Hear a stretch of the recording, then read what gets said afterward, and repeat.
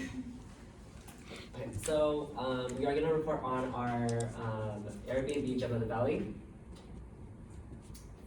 Here are our roles. So, hi, I'm Allie. I was a client services coordinator, and due to unfortunate events, we lost a member, and I had to become media content manager as well. I'm Harry. I'm the campaign schedule manager.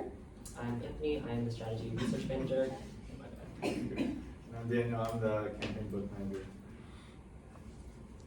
So here's our agenda over what we're going to talk about. So obviously the clients, their background in our research, the past SWOT analysis, the demographics, psychographics, key public messages, goals and objectives, content calendar, and our budget, and then the ending evaluation and the conclusion. Alright, so our clients were Nat and Jenny Nguyen, and they're new to hosting on Airbnb, and they started hosting their home on Airbnb.com in July 2022.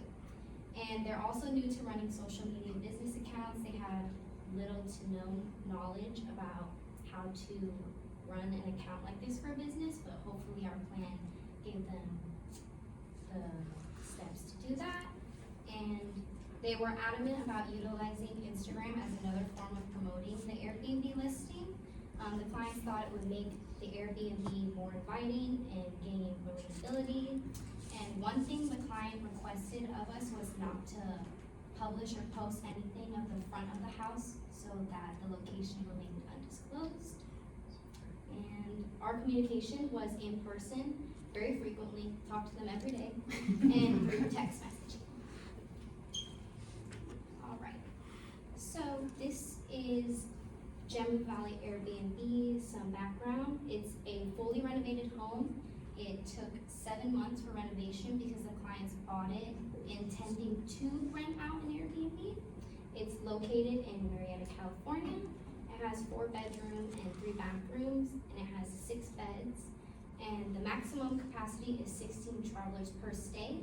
Airbnb limits hosts to have only 16 guests per stay, but you can change that depending, like, if you want to have just 10 people.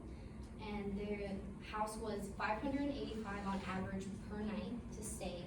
It's one of 165 active listings in Murrieta, and it's less than 15 miles away from wineries, golf clubs, local hiking trails, and hot springs. Here's just some photos so you can see what the Airbnb looked like. And for background and research, so Gem of the Valley home was built in 2005. The clients are the 5th owners of this home. It's approximately 2,550 square feet, so there was a lot we had to cover on their Instagram. Murrieta is ranked 3rd for being the safest city to live in America. And there are 6 competing Airbnbs in the area, being between $468 to $1,550 per night. But the maximum people that could stay at one of these competing Airbnbs was only 10 guests. So we are the only house on Airbnb.com to accommodate 16 guests. And to understand better how to promote this listing, we did some research on Airbnb itself. And in late 2019, Airbnb announced that they would prohibit all parties and enforce stricter rules for hosts. Hosts that violate any of the Airbnb rules or guidelines will be removed from the platform entirely. So we had to make sure we weren't promoting the house like it was like a party house or for like big gatherings to keep our clients safe. Okay, so now we're going to talk about our pest analysis.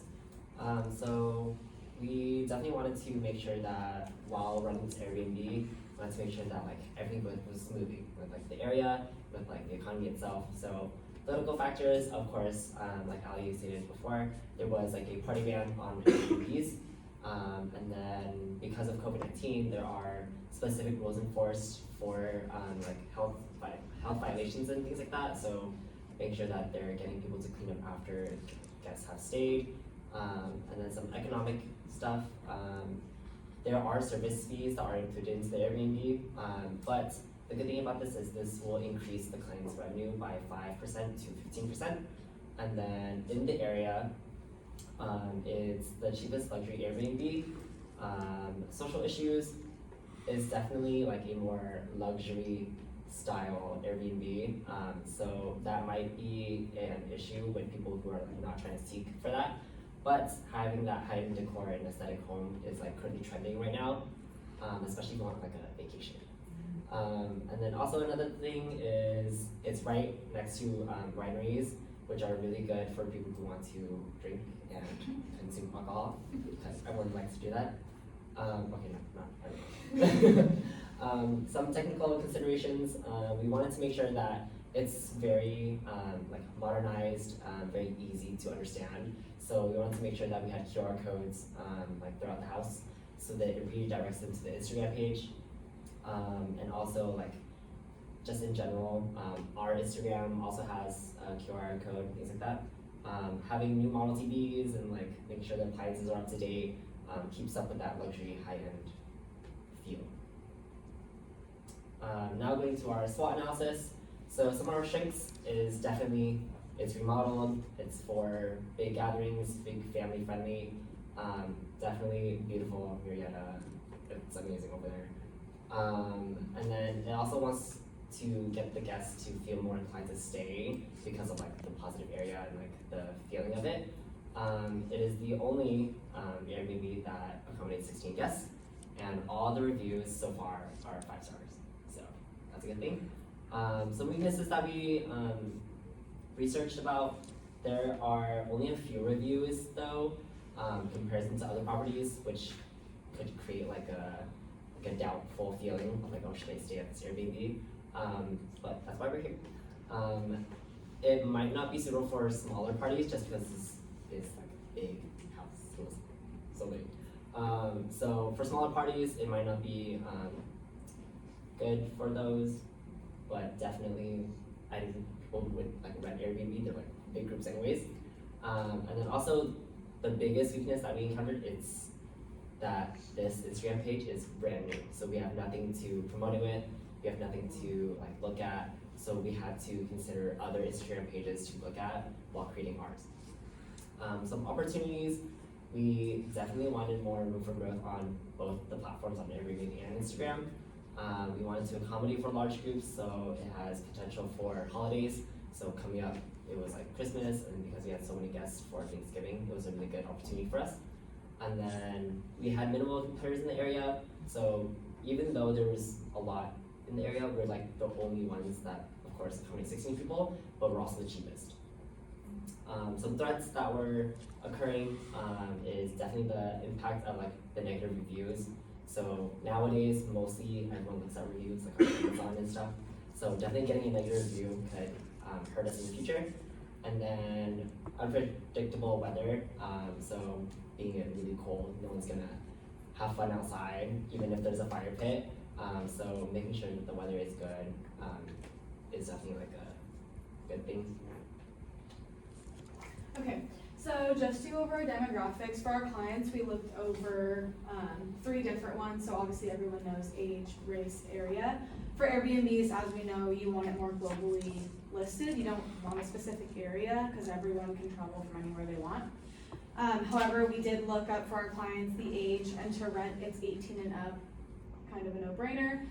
Again, no specific area, wherever you're traveling, it's a great place to stay. Like we said, wineries, all that fun stuff. Larger groups, we've mentioned a million times, it holds 16 people. It's a great place to go with family or wherever you, like whoever you want. We can't have parties, obviously. We had to make sure our clients understood that portion because that can like affect them negatively. For our psychographics, we looked more behavior, lifestyle, attitude. Anthony just mentioned luxury. We've all seen the house and pictures of the house. It's nice, it's very nice. Brand new, remodeled, so not everyone's gonna love it, but there's a lot of people out there that will love it. Those people that have busy work lives that can't go and be with their families whenever they want can come here for holidays and larger gatherings.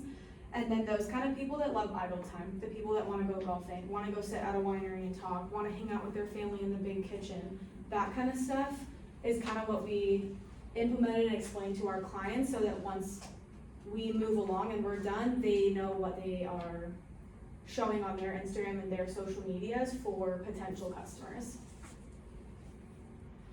So our primary public, those that we're trying to influence, anyone 18 and up looking to rent, obviously. And then secondary public groups or individuals that can influence our target audience. So that's influencers, third-party accounts, anything like that. I know a previous group had mentioned your mini brand kind of thing. That's kind of how we would work as well. Anyone that can promote Airbnbs at this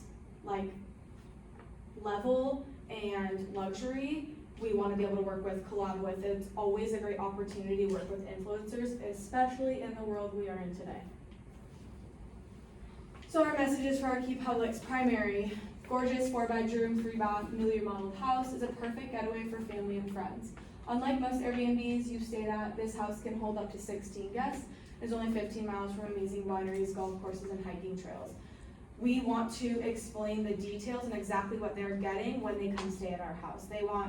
They should know how many bedrooms, how many baths, what's around, because this already tells them exactly what they're getting from this house, and that's exactly what we want to present to our primary public.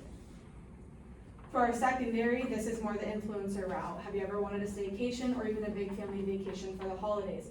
Gem of the Valley is the perfect place to chat around the bonfire, eat and drink in the beautiful kitchen, and wine and dine at some nearby restaurants. This grabs the attention of our primary public. This is what the influencers will say that's gonna grab the people that are actually gonna rent. This gives them a little insight of, oh, well, maybe I do wanna stay in a place like that. Where do I go? To the Instagram, and then that's gonna take you exactly to the listing.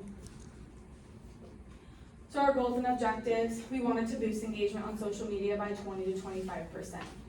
Boost customer communication, double the amount of written reviews, and obtain the superhost status.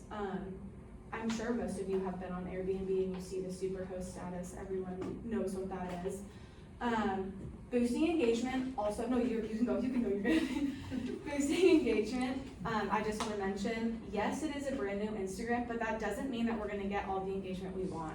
That almost makes it harder for us because we're not influencers, that's not our genre. So it is harder for us to boost this Airbnb, but also keep it private to the exact target audience that we want. So this is just a little clip of our content calendar. We did Tuesdays and Thursdays, so it was kind of beginning of the week, towards the end of the week. Evening, when people are off work, on their phones, that sort of thing. We wanted to include details. I'm sure not all of you can read it, but it says kitchen post. So then we have our hashtags in here, we have the link to it, and then we have our caption. So we did that on every one of them so that we know what we want to include in that post and what we need from the clients. So for the clients, this is a lot. This is just an overview of what our content calendar looked like. Yes, we broke it down for them because they are newer to social media, but I think this really did help them because it gives them organization of everything that we did, and then we explained how this can work for them, and then gave them all the tools that they can use now that we're done, so that they can, and if they have questions, they have their daughter. Okay, so now we're gonna talk about budget. So if they had a budget, we definitely want them to boost their Instagram account. So boosting allows the account to kind of select their demographic and select what type of people they're trying to reach.